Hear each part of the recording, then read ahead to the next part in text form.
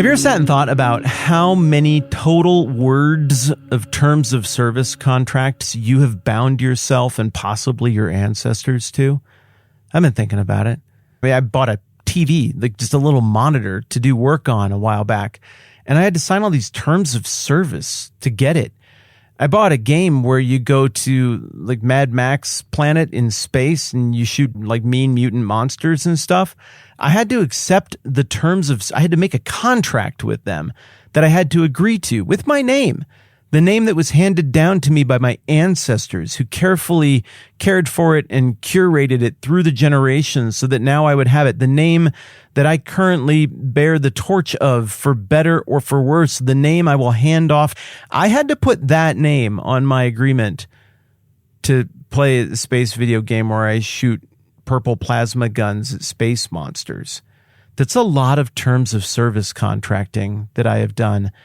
And it's starting to catch up with me, and I'm starting to not feel real good about it. But it's not just me. I mean, this is how society is at this point. We are overly litigious. So much complexity goes into the contract making that we do that no one knows what they're obligated to, probably because of the way we write laws and the way we write contracts. Every single one of us is living in a state of perpetual guilt before the government that if at any given point it made sense for them to call in that guilt, they could. And also every single one of us is living in probably some state of perpetual breach of contract with thousands of people and companies we don't even remember making a contract with, but we just wanted to play a game where monkeys pop balloons. And so I just clicked some stuff. And I guess now I'm somehow in breach of contract with you or something. This is a weird way to live. And it's a weird way to think about your name. It's a weird way to think about your honor and your word. And look, I'm not saying I've always handled my honor and my name and my word perfectly. I've not. I have regrets like everybody has regrets. But when it comes to all the contracts I've made, I don't even know what I've done wrong because I don't even know what I signed.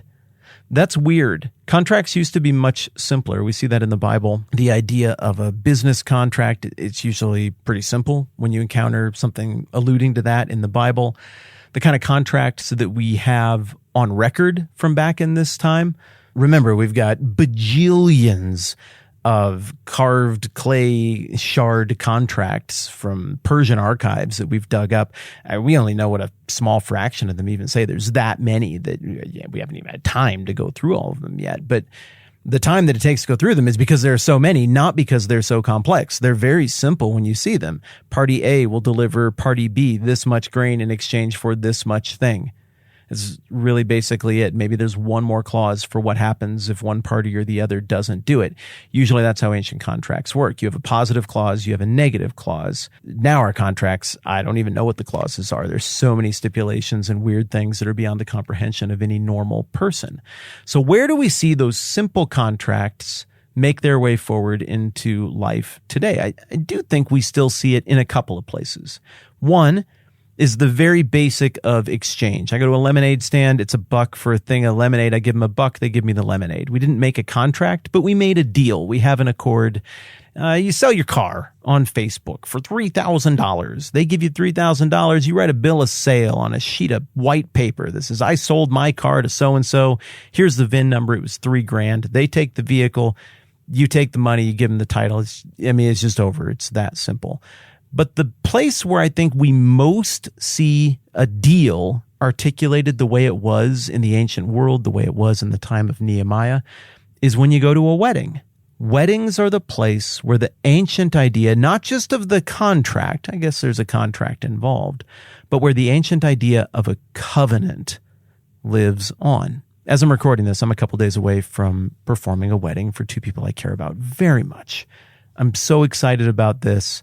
They're a great match. This is going to be a great thing.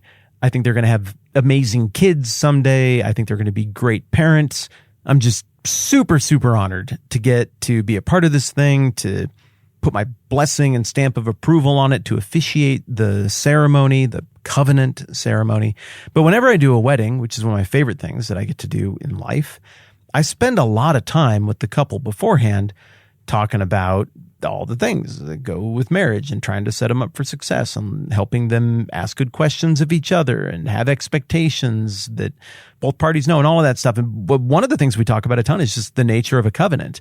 Hey, so you guys know, this ceremony we do, this is binding. This is real. When you say I do and I make the declaration, that is when you become married. Now, after that, we'll sign some paperwork or something and we'll register that with the government, and that has a formalizing effect with them. But at the wedding, all the people in your life effectively just signed off on this. You just went public. You are now married as we think of married in this context, before God and before witnesses, and these promises made before each other. And most specifically, I tell them, you are married because you will have completed this covenant. So how is a covenant different than all of the cheapo disposable contracts that we sign in life right now? Well, the contracts, for starters, are impenetrable. You can't know what they all say. It's too verbose. It's too complicated. It's meant to be complicated. That's intentional. It's meant to protect the person who issued the contract and offers the service. And none of those contracts you're signing are meant to protect you in any way. That's why they're impenetrable. A covenant, like marriage in the example we're talking about, is meant to be understandable. It's meant to be the kind of thing that child, adult, old person, anybody sitting there who speaks the language the service is being carried out in, and maybe even somebody who doesn't, can understand exactly what the promises being exchanged are. It's why I don't do made-up vows. I'm sure that lots of people can write great made-up vows, and I'm sure they're very sincere and beautiful. But what I've found is that when couples want to do their own vows, they want to write them, they skip all the part that's actually the promises they need to make to each other that are the actual terms of the covenant they're entering into. They tend to just say really nice things about each other and about love and stuff like that. And it's beautiful. So if somebody wants to do that, I just have them do that separately, but it doesn't count as the vows. Now, we do the traditional vows. And what are those? I so-and-so take you so-and-so to be my wife, to have and to hold from this day forward, richer, poorer, sickness, health.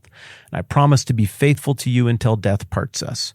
Okay, all the components are right in there. Everybody can get what that means.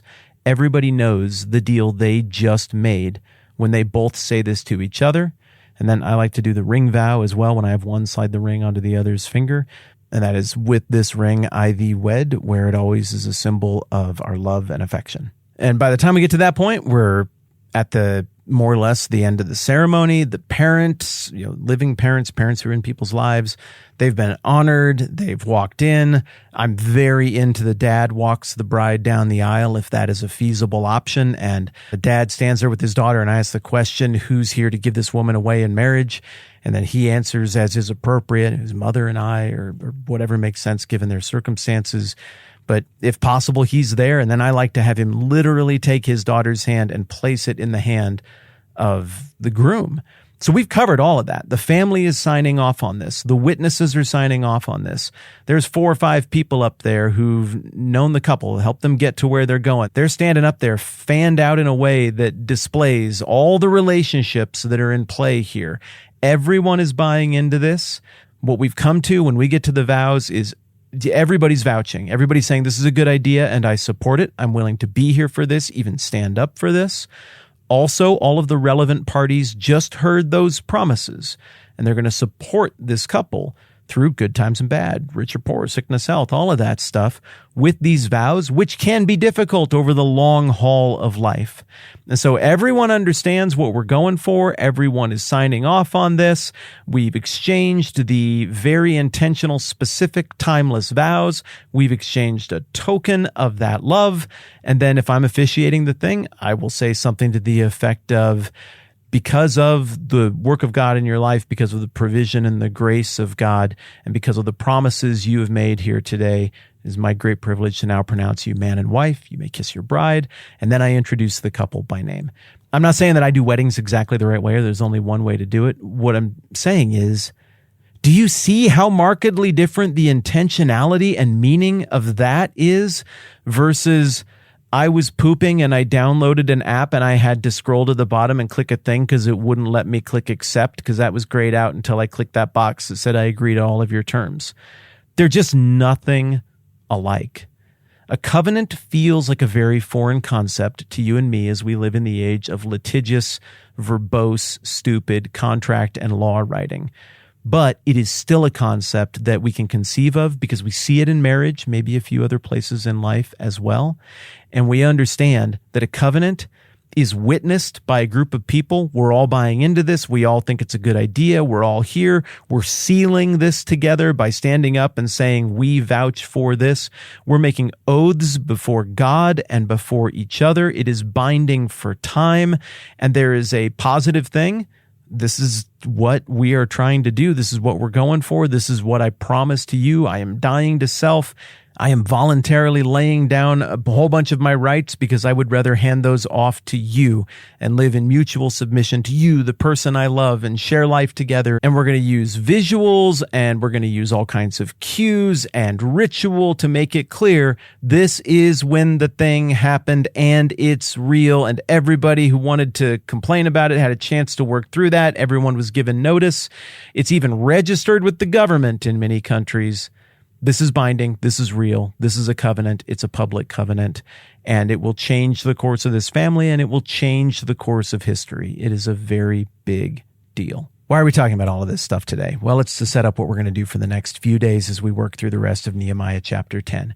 It will be tempting for you and I who live in the age of terms of service style contracts and in the age of laws so gigantic that you have to pass it to find out what's in it, for us to picture contract when we look at this next business in the book of Nehemiah, when the thing that's more akin to what we're looking at here is wedding. Something that is generationally binding, something that changes not even just the course of life for the two individuals making the promise, but that has an extended effect to the family, to the household, and through time moving forward. That is the kind of stuff that all of those people who I ever so carefully listed off yesterday, that is the kind of thing that they are about to seal, not a cheap terms of service deal. And we'll look at the specifics of what that covenant is like next time around. Hey, it's been great hearing back from a bunch of you who have received the last mailing that we sent out to everybody who supports the podcast at any level on any platform. We're still working on the next wave of that for people who kind of signed up right on the tail end of it. We have not forgotten you. That will come through. International always takes a little longer as well, but that's on the way. What you should receive in that is a Galatians notebook, a little note from me, and you should get your Nehemiah sticker as well. We got kids and stuff involved. We're trying to make all of that happen in the middle of a move. So I am sure we screwed up somebody's. If that's the case, shoot me an email. We'll bounce you something right out and get it taken care of straight away if you got missed on any of that stuff that should have been in there. Thank you again so much for being a part of this thing. Thanks to everybody who supports it as well. It means the world. All right, I'm Matt. This is the 10-Minute Bible Hour podcast. Let's do this again soon.